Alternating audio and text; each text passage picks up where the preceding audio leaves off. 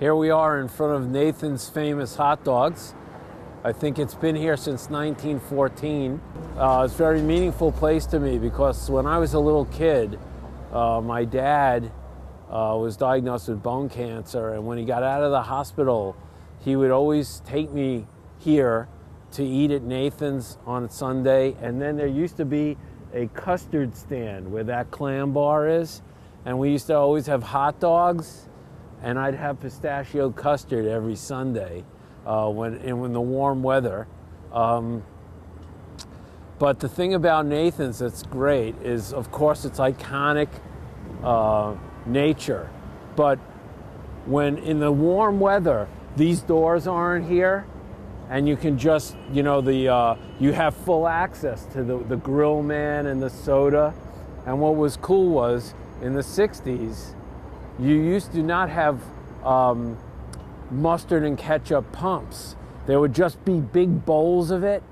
And then there was a rumor that some hippies were dropping acid into the mustard bowls, so they stopped using the mustard bowls and the ketchup bowls because they were afraid hippies were dumping acid into the food. Come on, let's go get something to eat.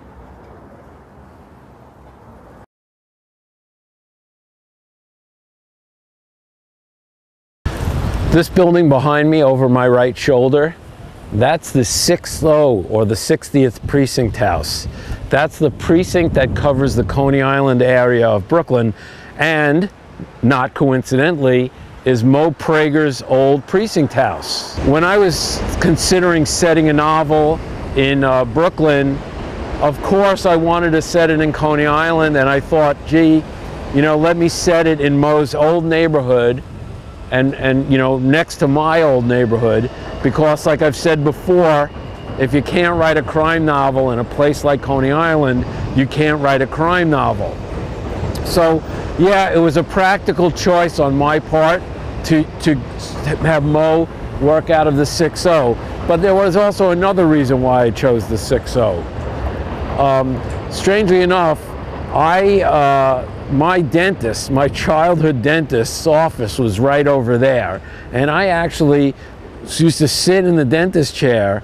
I watched this building being built, and so that was pretty unusual. I mean, I don't know if that's exactly why I picked it. I probably picked it for other reasons, but one of the reasons was that I watched it being built and it covers Coney Island. It's not terribly romantic looking, and I almost hesitated to show it to you guys because, you know, it looks like most early 70s architecture, which is pretty ugly.